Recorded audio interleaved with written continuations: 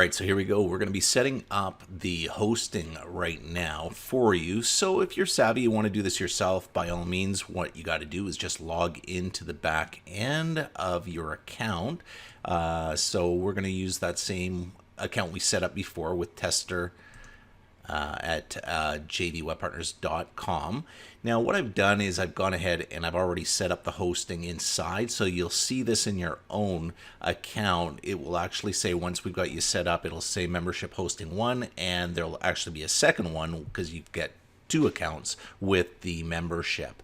Now once you've got this set up, there's a couple of things that you can do. First of all, you can just click right here, and this will take you into the client area. Now I'm going with this jdwebpartners.net. This is going to be our testing account so everybody can see this. But you'll see that there's some quick shortcuts that you might want to do in the meantime. You'll have access to this right away, so you might want to set up some email accounts, which we'll show in a different video, and how to forward them.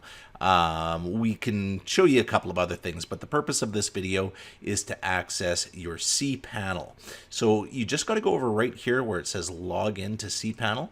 We click on this, and we're now in the back end of cPanel, which is your control panel for your website.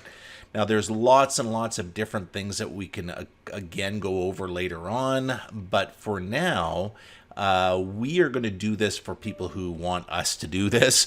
If you would like to do it, all you need to do to install this platform for your website. So it's pretty simple. We just click on it one time here. It says install. It asks for a couple of questions. Right here it says install now, and we're going to click on this.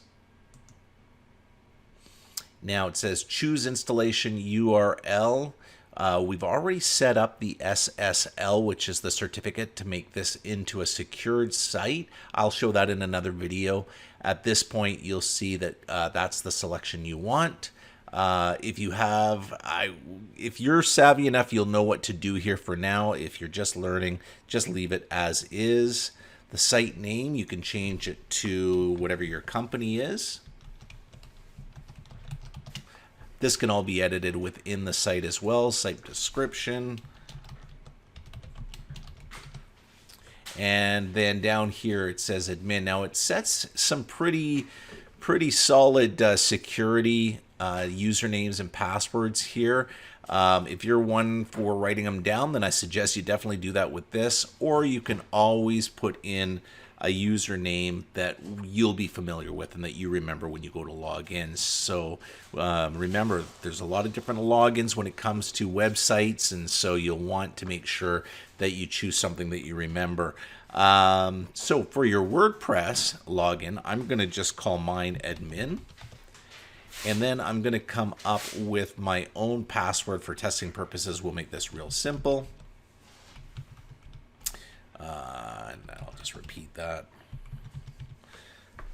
And we'll be changing that later, of course. And then we will leave the rest and hit install. Now it doesn't take too long. You'll see that this is now installing. And I'll come back in just a flash, or I won't. It's actually already installed, so that's great. So now you've got the installation. You're good to go. Now, again, this is what you're going to want to copy down right here. You'll get an email. If your email is set up, it will actually go to your account telling you exactly what your login information is. This is where you're going to access your WordPress admin panel. Okay, so again, we're talking 2 different things. This is the cPanel or control panel that's in the back end of your website, which can have lots of different types of platforms, but this is specific. We're setting up WordPress right now, and this is going to be your WordPress administration panel.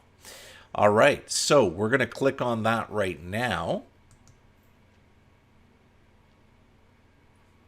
And I don't even have to log in. It's already got me logged in. So now we are ready to start to put in some plugins, which we're going to do in the next video.